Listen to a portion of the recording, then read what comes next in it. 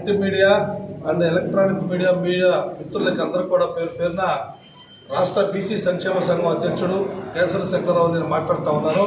మీ అందరూ కూడా హృదయపూర్వక నమస్కారాలు.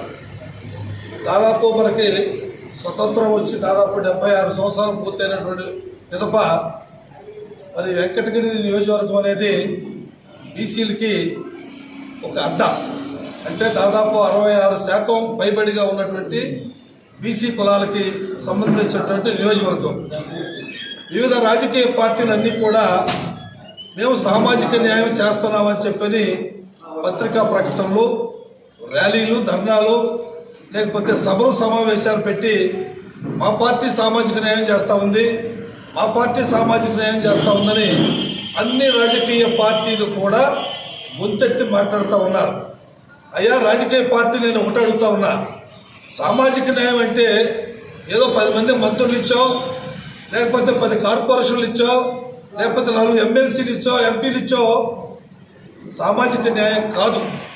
సామాజిక న్యాయం అనే దానికి ఈ దేశంలో, ఈ రాష్ట్రంలో ఉన్నటువంటి బలహీన బడుగు వర్గాలు ఏ శాతం అయితే ఉన్నారో జనాభా నిష్పత్తి ప్రకారంగా సమస్త రంగాల్లో వారికి వాటా దక్కిన రోజే సామాజిక న్యాయం అనే దానికి ఒక అర్థం, పరమార్థం ఉంటుందనేటువంటి విషయాన్ని ఒక రాష్ట్ర అధ్యక్షుడిగా అన్ని రాజకీయ పార్టీలకు నేను తెలియజేస్తా ఉన్నాను.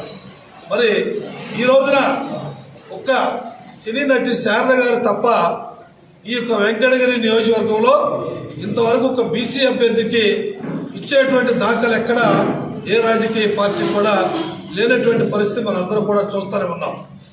ఇలాంటి పరిస్థితుల్లో కూడా మరి జిల్లా సపరేట్ అయింది, బాలాజీ జిల్లా చేశారు. బాలాజీ జిల్లాలో దాదాపు 7 అసెంబ్లీ నియోజకవర్గాలు ఉన్నాయి, 3 ఎస్సీ సోదరులు పోయినాయి. మిగిలినటువంటి 4 నియోజకవర్గాలు కూడా ఒకే సామాజిక వర్గానికి చెందినటువంటి ఆధిపత్య కులాల వారికి సీట్లు కేటాయించడం జరిగింది. ఇదేనా సామాజిక న్యాయం అనేది నేను ఒకసారి మీ ద్వారా నేను ఆ రాజకీయ పార్టీలు అడుగుతా ఉన్నాను. సామాజిక న్యాయం అనేది తుంగలో దొక్కి ఇవాళ ఎవరు ముఖ్యమంత్రి సీట్లో కూర్చోవాలా, ఎవరు ముఖ్యమంత్రి సీట్లో కూర్చోవాలా అనేటువంటి వాదోపాదాలతో మరి కోటాను కోట్లు హెచ్చించి, కోటాను కోట్లు డబ్బులు గుమ్మరించి ఒక ముఖ్యమంత్రి పదవిని కొనుక్కోటానికి ఇవాళ పోటీ పడుతున్నటువంటి విషయం మీ ద్వారా నేను తెలియజేస్తా ఉన్నాను. కాబట్టి ఈ రోజున బీసీ లీడర్లు ఉన్నారు అన్ని రాజకీయ పార్టీలో, నేను వారికి కూడా చెబుతా ఉన్నాను, అయ్యా ఈ దేశంలో మనం దాదాపు 52% ఉన్నామని ముడదరవ కమిషను, అంటే 94లోనే ముడదరవ కమిషన్ నివేదిక ఇచ్చింది. అంటే 94కి ఇప్పటికీ ఎన్ని సంవత్సరాలు పెరిగిందో, ఇంకా జనాభా ఎంత పెరుగుంటారో మనం ఒక్కసారి కూడా ఆలోచన చేసుకోవలసినటువంటి అవసరం ఉంది. మన జనాభా నిష్పత్తి ప్రకారంగా ఎక్కడైనా కూడా సీట్లు కేటాయించాలని చెప్పని అనేక దఫాలుగా అన్ని రాజకీయ పార్టీలు కూడా కోరుతా ఉన్నాం. కానీ ఇక్కడ ఉన్నటువంటి బీసీ నాయకులు అందరూ కూడా మరి ఎగబడిపోయి కోటాను కోట్ల రూపాయలు తీసుకెళ్లి ఆయా రాజకీయ పార్టీలు కుమ్మరించి అక్కడ ఒక ప్రజాప్రతినిధిగా ఎన్నికయ్యి ఆ పార్టీలకే తొత్తులుగా వ్యవహరిస్తున్నారే తప్ప దేశంలో, రాష్ట్రంలో ఉన్నటువంటి బలహీన బడుగు వర్గాలు సంక్షేమం కొరకు బలహీన వర్గాలు ఏ విధంగా రాజ్యాంగబద్ధంగా వచ్చినట్టు హక్కుల్ని వాళ్ళు రాజకీయ పార్టీలు కాలరాస్తున్నారు. ఒక్క ప్రజాప్రతినిధులను మాట్లాడుతూ ఉన్నాడా చట్టసభల్లో చెప్పని నేను బీసీ ప్రజాప్రతినిధులు కూడా అడుగుతా ఉన్నాను. కూడా బీసీలతో తెచ్చిస్తా ఉన్నారు. ఏ రాజకీయ పార్టీ అయినా సరే ఈ రాజకీయ పార్టీలో ఉన్న బీసీలతో, ఆ రాజకీయ పార్టీలో ఉన్న బీసీలతో అడ్డం పెట్టి వీళ్ళతోనే తిట్టించి, వీళ్ళతోనే కొట్టించి రకరకాలుగా ఎస్సీ ఎస్టీ కేసులు కూడా పెట్టించేటువంటి కార్యక్రమాల్ని కేవలంగా ఈ రాజకీయ పార్టీలు వాళ్ళందరూ కూడా ఉసిగొలుపుతా ఉన్నారు. ఇది సరైనటువంటి న్యాయమని అడుగుతా ఉన్నా.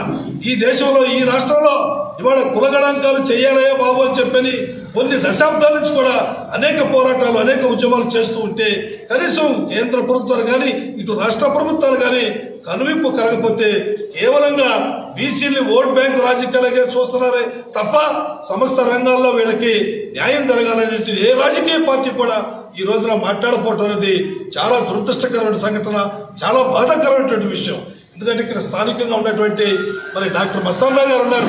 వారు అనేక సంవత్సరాలుగా ఈ నియోజకవర్గంలో పనిచేస్తూ ప్రజల యొక్క ఆదరణ మనం చూరకున్నటువంటి వ్యక్తిగా మంచి పేరు ప్రఖ్యాతులు గడించాడు. అనేక కోట్లాది రూపాయలు ఖర్చుచ్చి ఇక్కడ ఖర్చు పెట్టేటువంటి వ్యక్తి. అలాంటి వ్యక్తికే మీరు బీసీ ఒక వర్గానికి చెందినటువంటి వ్యక్తికి మీరు సీట్ ఇవ్వలేదు అంటే మీరు ఏ విధంగా సామాజిక న్యాయం అనే పదాన్ని మీరు మాట్లాడుతూ ఉన్నారో ఒక్కసారి మీరు అందరూ కూడా ఆత్మ పరిశీలన చేసుకోవాల్సినటువంటి అవసరం ఉందని చెప్పి మీ ద్వారా నేను రాజకీయ పార్టీ నాయకులందరికీ కూడా నేను తెలియజేస్తా ఉన్నాను. ఇవాళ స్థానిక సంస్థల్లో 34% రిజర్వేషన్ కోల్పోయాం, దానిలో 12% కోల్పోయాం. ఇందుకు కేవలంగా ఈ కుల గణాంకాలు చేయకపోవటం వలన అటు న్యాయస్థానం వారు 50% సీలింగ్ మించకూడదు అంటున్నారు. ఇటు కుల గణాంకాలు మీరు చేయరు, అటు మాకు జరిగేటువంటి తీవ్రమైన అన్యాయం జరుగుతూ ఉంది. ఇవాళ నరేంద్ర మోడీ గారు ఒక బీసీ వాదిగా చెప్పుకుంటా ఉన్నాడు. అయ్యా బాబు, ఈ కుల గణాంకాలు చేస్తే దేశంలో ఎస్సీ ఎస్టీ సోదరులకి ప్రతి 10 సంవత్సరాలు కూడా మీరు జనగణన చేస్తారు, దాంతో పాటే కుల గణాంకాలు కూడా చేయండి. ఈ దేశంలో మేము ఎంతమంది ఉన్నామని చెప్పి మాకు లెక్కలు చెప్పండి అని చెప్పని మేము అడిగినా కూడా అన్ని రాజకీయ పార్టీల మీద ఒత్తిడి తీసుకురండి, పార్లమెంటును స్తంభింపజేయండి. తప్పనిసరిగా నేను ఆ రోజున మీ కుల గణాంకాలు లెక్కించడానికి ఏకగ్రీవంగా తీర్మానం చేస్తామని చెప్పని విషయం కూడా చెప్పారు.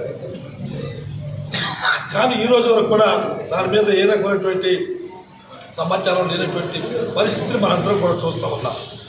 కేవలంగా హుటాహుటిన ఆధిపత్య కులాల యొక్క పేద ప్రజలకి 10% రిజర్వేషన్ కల్పించారు.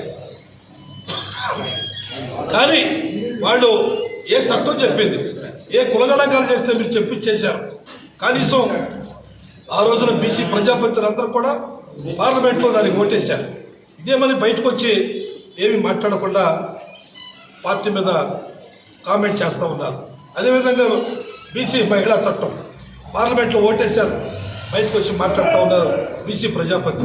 ఇది మీకు తగునాలంట.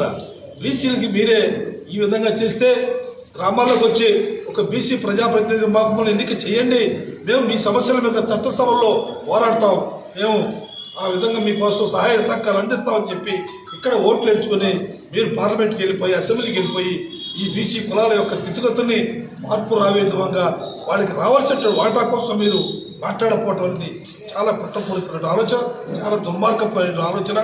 ఏది ఏమైనా కూడా మనందరూ కూడా విజ్ఞతతో ఆలోచన చేయాలి. రేపు జరిగేటువంటి ఎన్నికల్లో బీసీ ఓట్లు ప్రభావితం చేసే విధంగా మనందరూ కూడా ఒక కార్యాచరణ తీసుకుని ముందుకెళ్లే విధంగా ఏ ఒక్క వ్యక్తి మనకి అభ్యర్థులుగా మంచి వ్యక్తులు అవుతారో ఇవాళ చూసాం. తిరుపతి జిల్లాలో అంటే దాదాపు 55-60% పైబడినటువంటి బీసీ నాయకులు ఉండి కనీసం ప్రజాప్రతినిధిగా పనికిరానటువంటి వ్యక్తులుగా ఈ రాజకీయ పార్టీలు చిత్రీకరిస్తూ ఉన్నారంటే వీళ్ళకి తగినటువంటి రీతిలో బుద్ధి చెప్పకపోతే భవిష్యత్తులో మనకు మనుగడ ఉండదు అనే విషయాన్ని మీ ద్వారా తెలియజేస్తూ ఈరోజు అవకాశం కల్పించేటువంటి పెద్దలందరికీ మీడియా మిత్రులందరూ కూడా పేరు పేరున హృదయపూర్వక నమస్కారం.